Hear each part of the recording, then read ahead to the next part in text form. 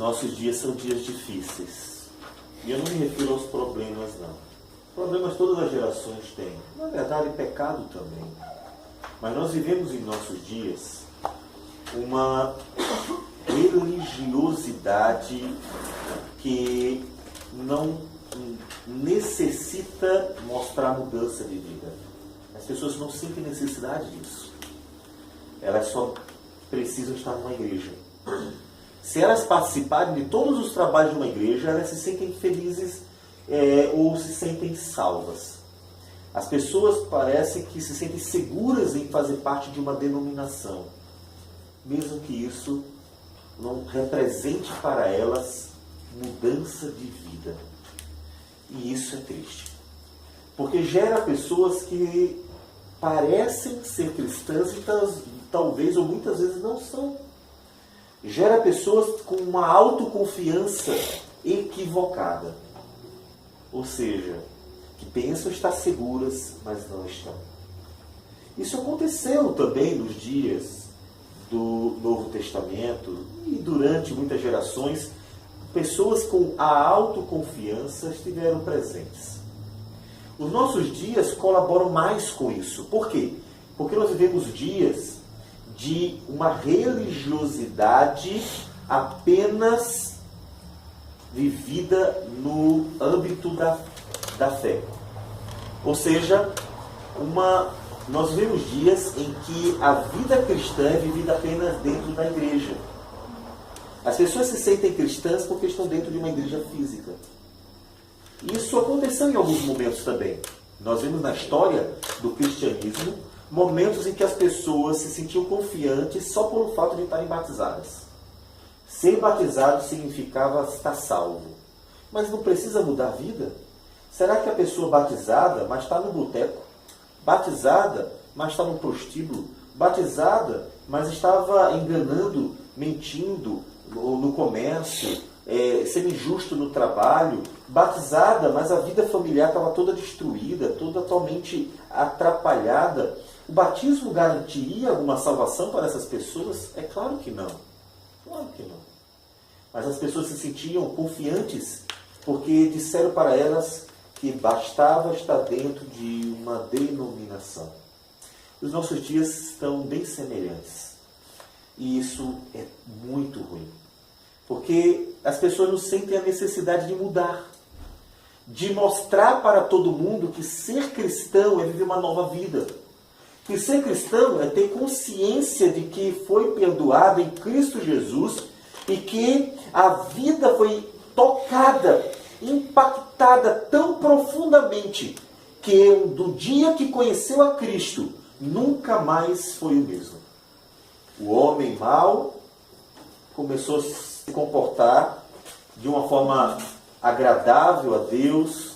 Aquele homem que abandonava a família no dia a dia, quando ele é tocado pelo Senhor, ele passa a ser um homem que cuida do lar. Aquela mulher que não se preocupava em ser bênção dentro de casa, começa a mostrar um comportamento sábio. Isso é mudança de vida. Aquele jovem que era namorador, se torna um jovem que busca viver de forma piedosa para a glória do Senhor. O preguiçoso se torna trabalhador. Aquele que vivia uma vida para si mesmo, começa a viver uma vida preocupada em agradar a Deus e uma vida que é bênção para todo mundo. Isso é mudança de vida. O cristianismo, ele traz um impacto na vida das pessoas. Mas como o mundo de hoje diz que só precisa ser cristão dentro de uma igreja, que só precisa professar fé dentro do íntimo, as pessoas não sentem necessidade de mostrar verdadeira mudança. Mudança de forma de falar, forma de agir, forma de se relacionar, forma de tratar tudo. E aí o cristianismo parece não ter tanta relevância em nossos dias. E nós vamos para a primeira carta de João, dando sequência na exposição da epístola do apóstolo João, a primeira, capítulo 1, versículo de 5 a 10. Ora, a mensagem que da parte dele temos ouvido e vos anunciamos é esta, que Deus é luz e não há nele treva nenhuma. Se dissermos que mantemos comunhão com Ele e andarmos nas trevas, mentimos e não praticamos a verdade. Se, porém, andarmos na luz, como Ele está na luz, mantemos comunhão uns com os outros, e o sangue de Jesus, seu Filho, nos purifica de todo o pecado. Se dissermos que não temos pecado nenhum, a nós mesmos nos enganamos, e a verdade não está em nós. Se confessarmos os nossos pecados, Ele é fiel e justo para nos perdoar os pecados e nos purificar de toda injustiça. Se dissermos que não temos cometido pecado, fazemo-lo mentiroso, e a sua palavra não está em nós. Senhor Deus amado, obrigado pela tua palavra lida, poder do Senhor para a salvação. Pedimos que o Senhor nos dê entendimento para compreendê-la, aplicar a própria vida, e que teu povo seja abençoado pela tua palavra, a fim de que cresça em Cristo Jesus. Receba a nossa oração, é o que nós te pedimos, em nome de Jesus. Amém. Senhor. Amém. Lembrem-se que o apóstolo João, ele está combatendo pessoas que nós vimos ou citamos no capítulo 2, versículo 19, haviam saído do nosso meio, ele diz. Saiu do meio da igreja. E essas pessoas estavam ensinando coisas erradas.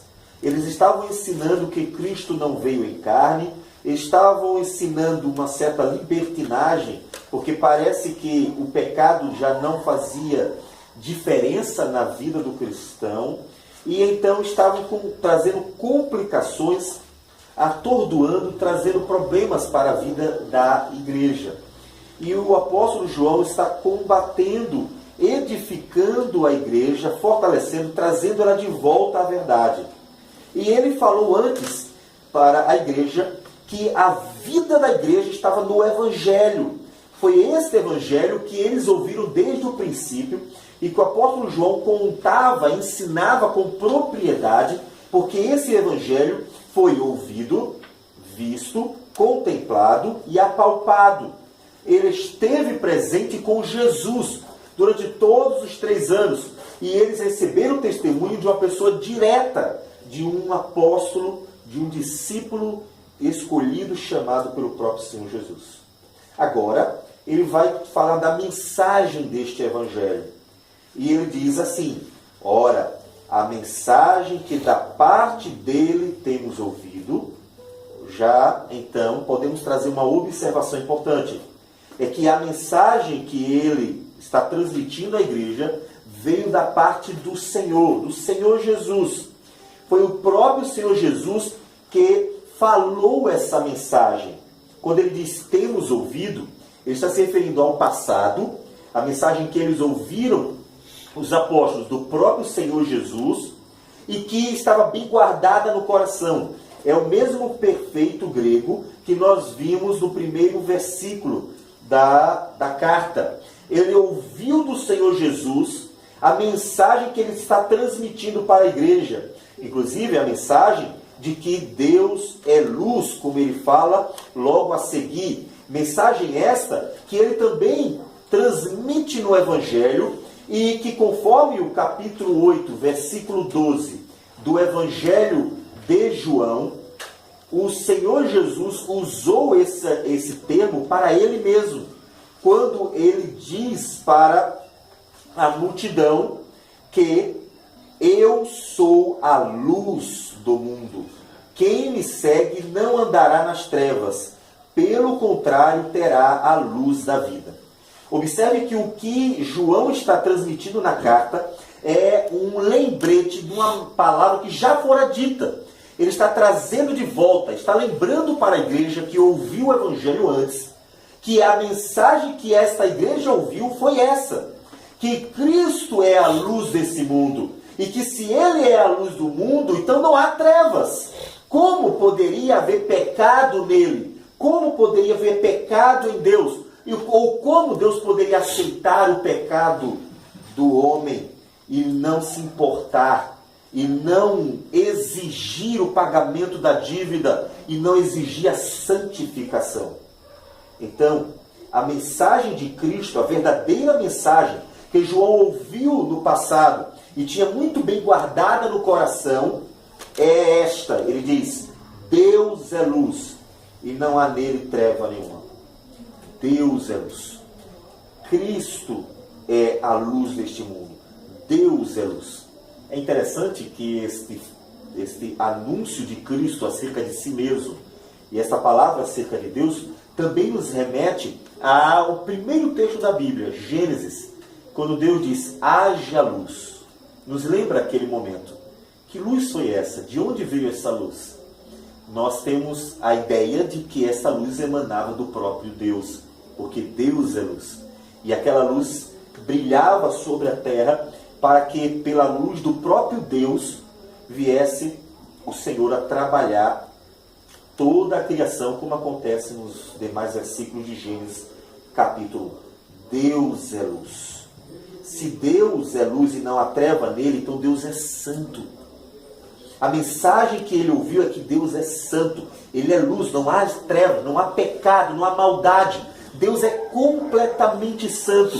Ele é puro. Abacuque chega a dizer que Deus é tão puro, tão santo, que nem pode ver o pecado. Que ele de forma alguma olha para o pecado. É como se uma pessoa, quando estivesse passando por um lugar e rapidamente visse que pessoas estavam fazendo coisas erradas, a pessoa então desviasse os olhos, olhasse para outro lugar, para não ver o pecado que estão cometendo, porque ela sabe que ela não pode contemplar o mal. Deus é luz, Deus é santo, Ele não se agrada do pecado, Ele não contempla o pecado, Ele é completamente santo. E então vem uma pergunta: se Deus é santo, como é que Ele pode olhar para nós?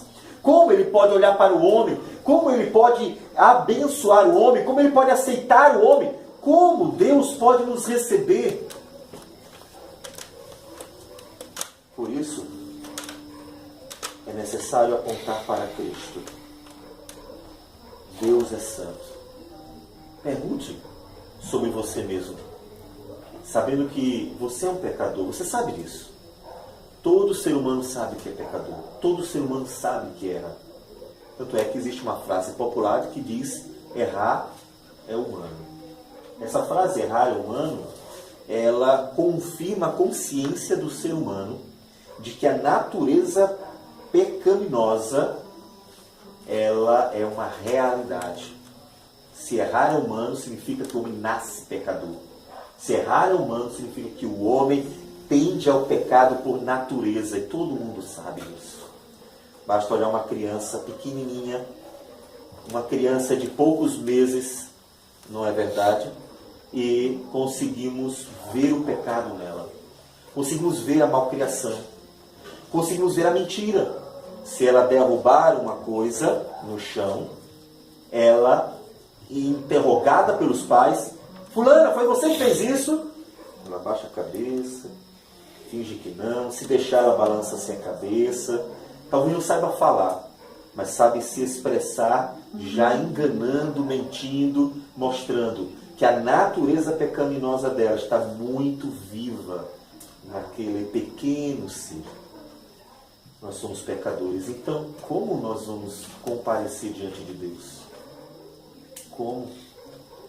Se somos pecadores, ou já que somos pecadores, como podemos aparecer diante de Deus?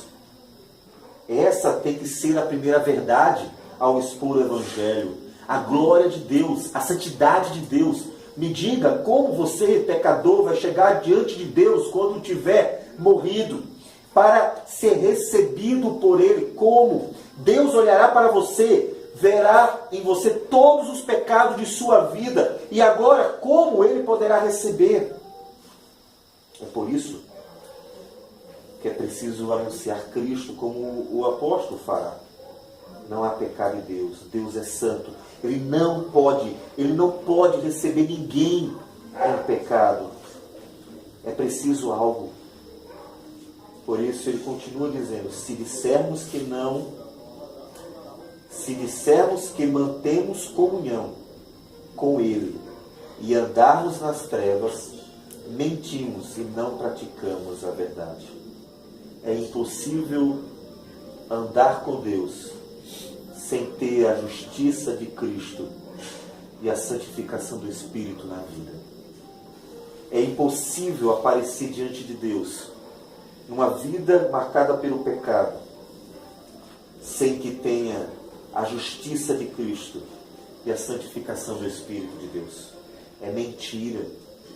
Aqueles grupos que estavam tentando desviar a igreja se diziam iluminados. João diz, mas Deus é luz.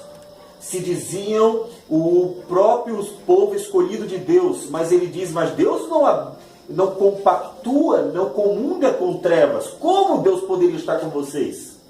Se diziam especiais, mas Deus não poderia aceitá-los porque eles negavam a Cristo.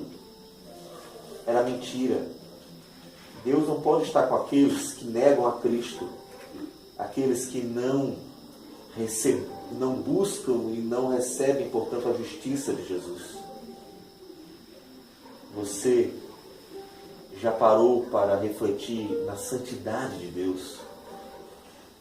Às vezes Deus parece ser pouco santo aos olhos de nossa geração. Parece que a santidade de Deus é uma coisa de pouco valor. Parece que Deus santo é algo semelhante apenas a ser alguém que é um pouco melhor do que os outros, mas que não há nenhum problema em nós irmos atrás dessa pessoa. A santidade de Deus não parece ser algo que cause temor. Não parece com aquilo que aconteceu no Sinai, em Êxodo capítulo 19, vocês lembram? Quando Deus se manifesta no Monte Sinai com fogo, com trovões, com fumaça, com um barulho de um zunido tão forte que era ensurdecedor. E o povo, ao ouvir a voz de Deus, ficou simplesmente temeroso, ficou amedrontado, não sabia o que fazer, e então clamou para Moisés, que estava intercedendo pelo povo, mediando entre Deus e o povo. Moisés, diz a Deus que não fale mais com a gente, diga a ele que você fala com a gente, porque senão nós vamos morrer. O povo teve a sensação de poder ser fulminado por Deus, de ser indigno diante de Deus. Teve medo. Essa é a primeira percepção que o pecador deve ter diante de Deus. Deus, eu sou tão miserável, tão pecador, faço tanta besteira. Meu Deus, olha para a minha vida, nem eu quero olhar. Se o Senhor tivesse num DVD a minha vida e me desse emprestasse assim, quer assistir a sua vida para ver como você viveu? Eu não queria assistir, Senhor, porque sei que a minha vida ela foi marcada por tantos erros que eu mesmo sinto nojo da minha vida, eu mesmo me envergonho dela, eu não assistiria, eu tocaria fogo naquele DVD para que ninguém jamais tivesse acesso a ele. Tamanha é a consciência de meus pecados. Essa tem que ser a primeira percepção do pecador sobre si mesmo, para que quando se encontrar em sua consciência diante de Deus, ele tenha medo. Deus, o que eu faço? É preciso ter consciência de que Deus não é pouco santo. Deus não é apenas melhor do que a gente. Deus é santíssimo e não há uma só mancha nele. O que fazer? João continua. Versículo 7 diz, se porém andarmos na luz, como ele está na luz, mantemos comunhão uns com os outros, e o sangue de Jesus, seu Filho, nos purifica de todo pecado. Andarmos na luz não tem nada a ver com ser um iluminado. Não tem nada a ver com ser bonzinho aos olhos dos homens. Eu não fumo, eu não bebo, eu não faço outras besteiras, então eu devo andar na luz. Não é isto. Devemos lembrar que Jesus atraiu as pessoas a Ele mesmo. E em João, capítulo 14, versículo 23, Jesus disse que aquele que estivesse nele, que cresce nele, teria nele o Senhor. Ou seja, e Jesus disse que, versículo 23, se alguém me ama, guardará a minha palavra, e meu Pai o amará, e viremos para ele e faremos nele morada. Andar na luz é andar em Cristo, é andar com Cristo. Não é apenas ser bom aos olhos dos homens, é estar com Cristo. Assim como Jesus disse que está com o Pai, é estar em Cristo. Isto é andar na luz. Porque estar em Cristo é então ter comunhão com Ele, de forma que, como diz no final do versículo 7, o sangue de Jesus, seu Filho, nos purifica de todo pecado, nos limpa, nos torna justos. Vocês lembram que Jesus, como em Marcos 8, versículo 2, purificou alguns leprosos? Lembram? Os leprosos chegavam para Jesus: Jesus, se puderes, se quiseres, purifica-me. E aí pessoas, todas leprosas, ou seja, a carne toda imunda, toda saindo, né? A carne apodrecendo, aquela doença que ninguém poderia chegar perto, não poderia tocar. O leproso era considerado imundo. A mesma palavra que ele usa para nos purificar do pecado é a palavra que lá em Marcos capítulo 8, 2 aparece para Jesus purificar o leproso. Senhor Jesus, o Senhor pode me purificar, pede o leproso. E Jesus o purifica, como diz o texto. Então, corrigindo, Mateus 8, 2. E eis que o leproso, tendo-se aproximado, adorou, dizendo: Senhor, se quiseres, podes purificar-me. Purificar. O sangue de Jesus nos purifica, como aquele leproso foi purificado. Tira nossa sujeira. Ou seja, aquele que anda em Cristo, aquele que creu em Cristo, aquele que está em Cristo, tem a justiça de Cristo. É essa a boa nova, de que mesmo Deus sendo santíssimo, podemos comparecer diante dele por meio de Jesus, se nós andarmos em Jesus, porque por meio da fé nós alcançamos a justiça que nos purifica de todo pecado pelo sangue de Cristo. Não há outro jeito de chegarmos diante da santidade de Deus. É preciso andar na luz. João está lembrando o Evangelho para eles. O Evangelho que diz que Deus é santo, mas que em Jesus é possível alcançar a purificação de todo pecado, ou seja, a justiça.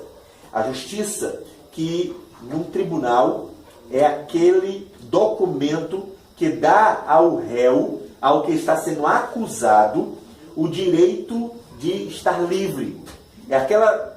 É aquele documento que o livra da condenação. Você foi justificado. Sua dívida está paga. Você não deve nada. Vá em paz. Você está livre. A justiça de Jesus nos é dada para nós podermos nos achegar diante de Deus, para nós andarmos na luz, para não haver trevas em nós. Então observe que não apenas, ou melhor, que não somos justificados somente, mas somos também santificados para viver uma nova vida. Que algo novo Deus faz em nós, porque nós andamos na luz. Veja que ele está fazendo uma comparação entre luz e trevas. Deus é que é a verdadeira luz. E aquele que foi justificado está andando nele. Está andando com ele como uma pessoa que anda com Deus, como Enoque.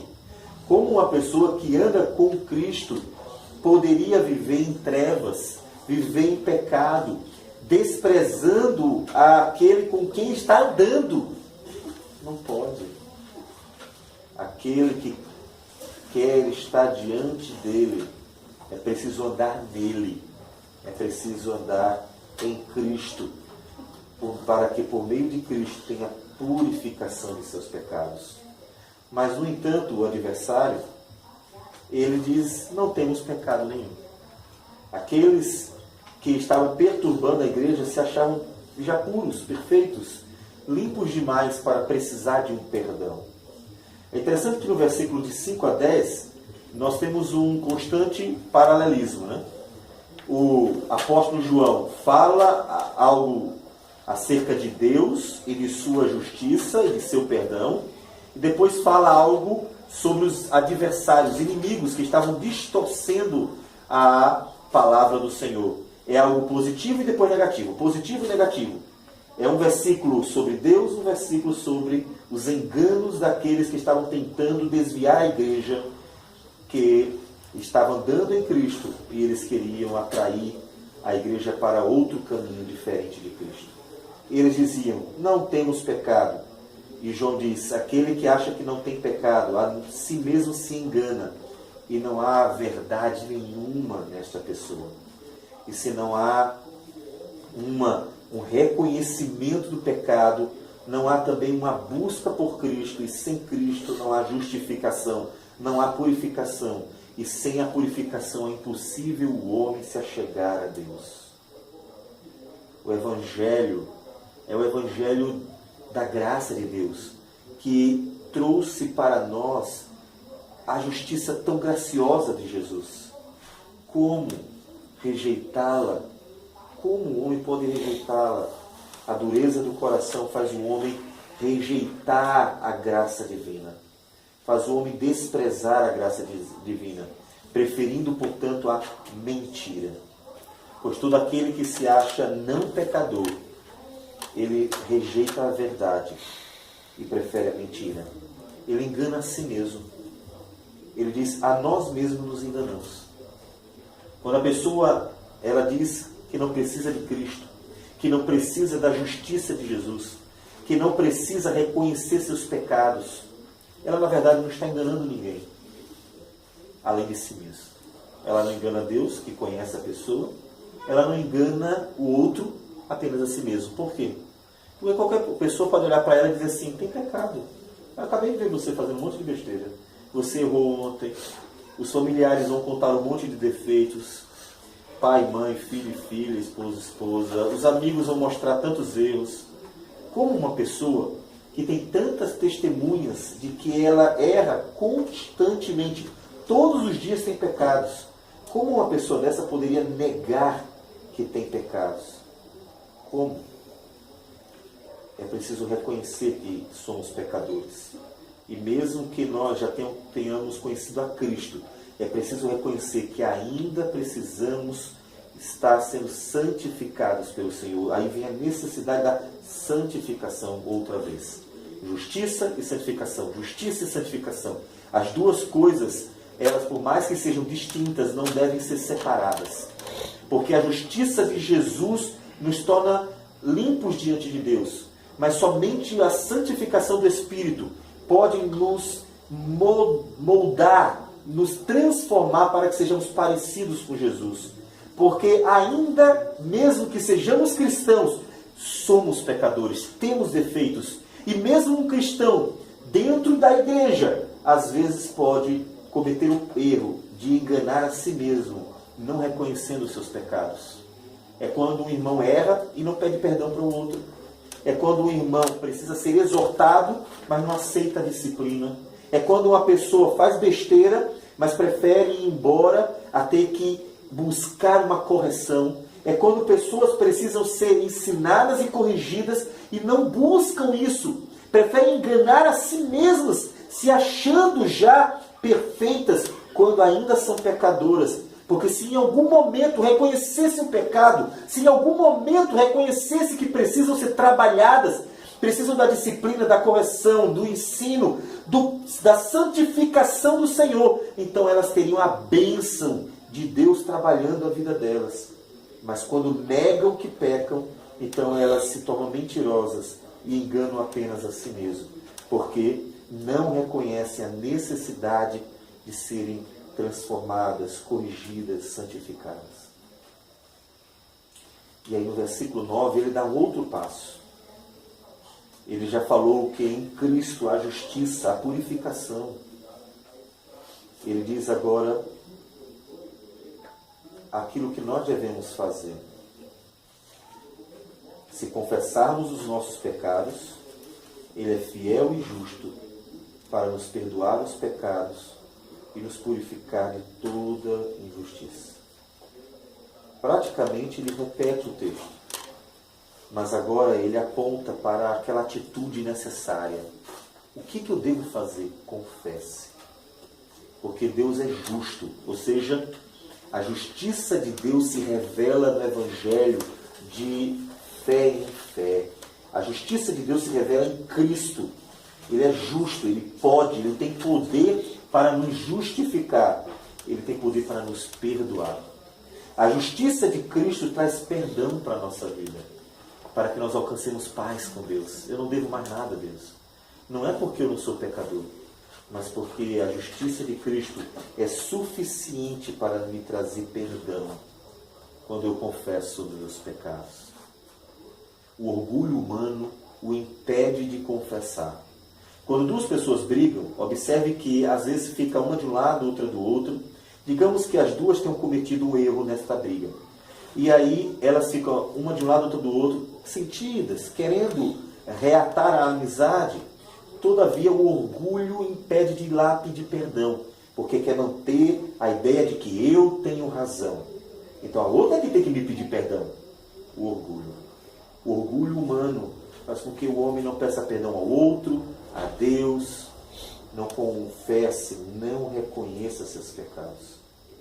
Mas parece simples, né? João diz, olha, se eu reconhecer que eu pequei, que eu sou pecador, e eu confessar os meus pecados, eu vou encontrar em Deus, que é justo e fiel, o perdão.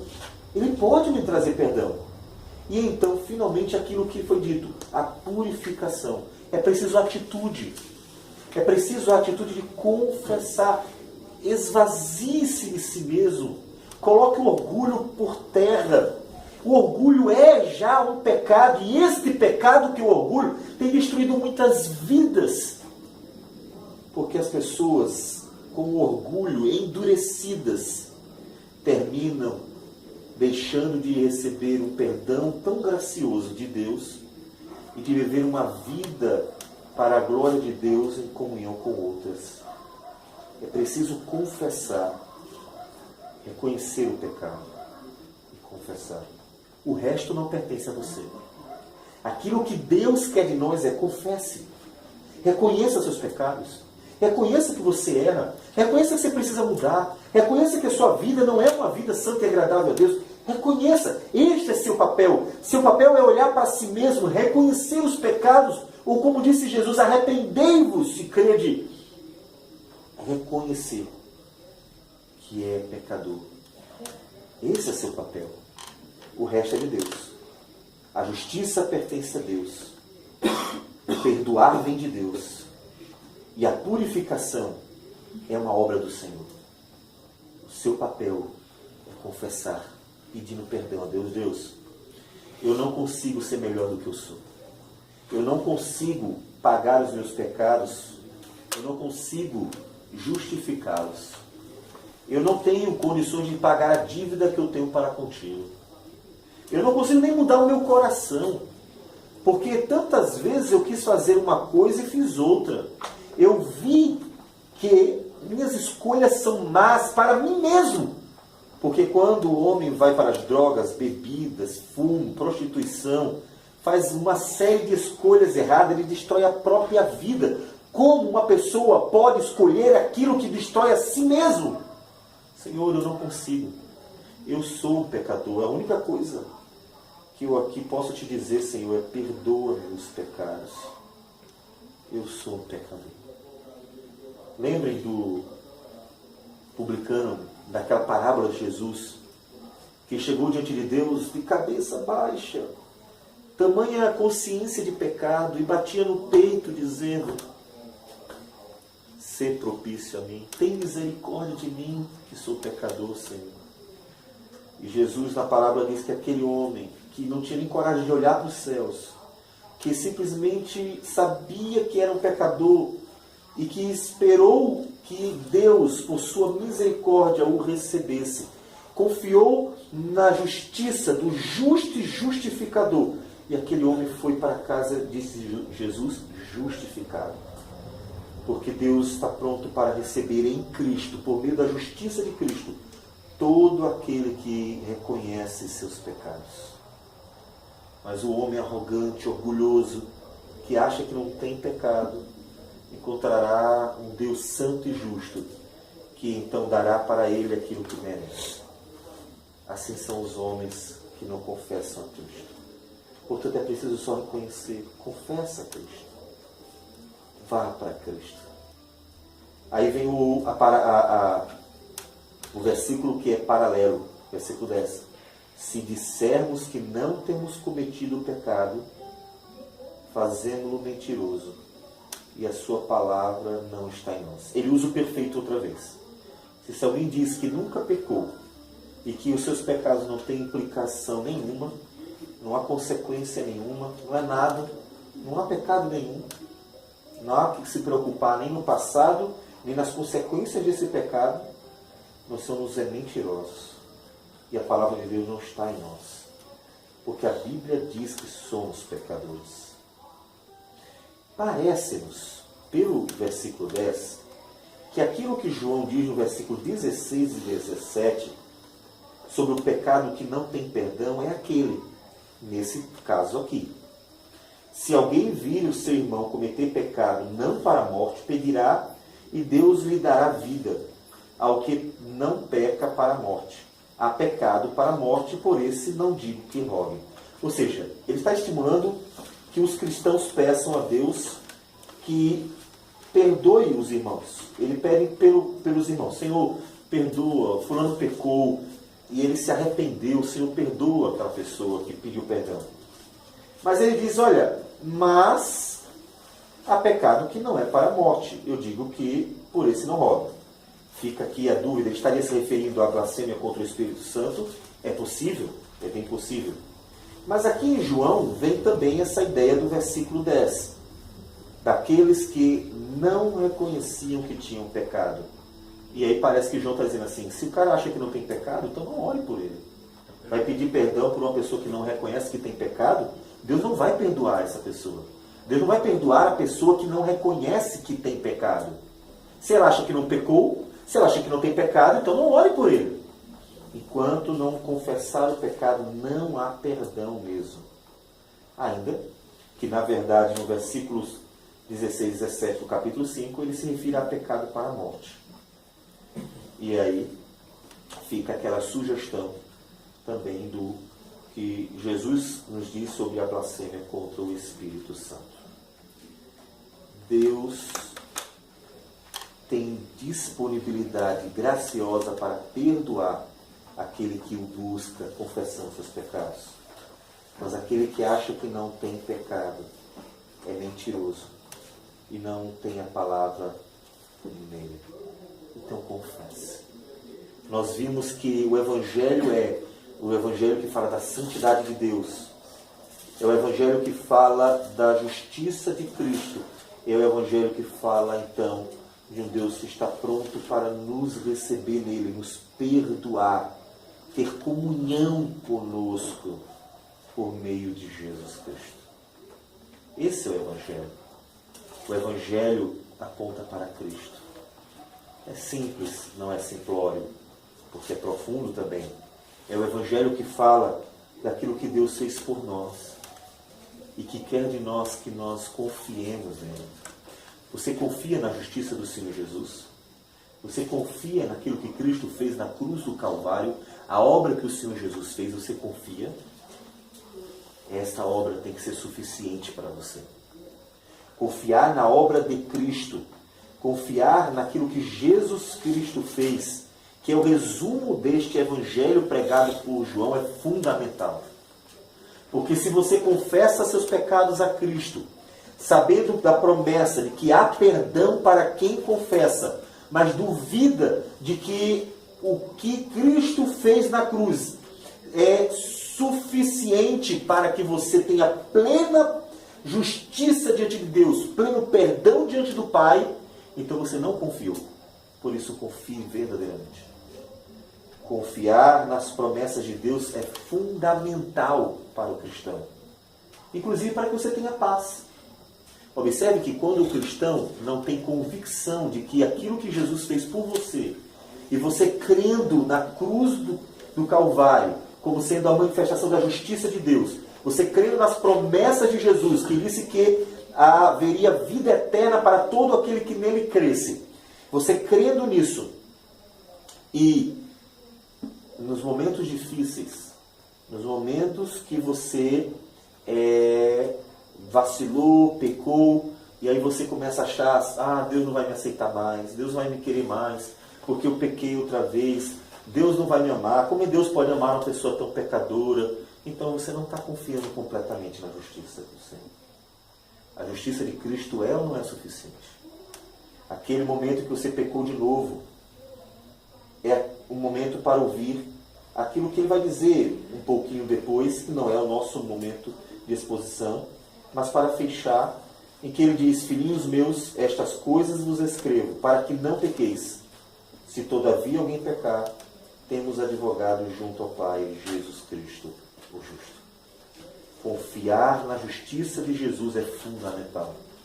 Ele morreu por nós e prometeu: confie. Eu sei que você não merece, nem eu e nem ninguém.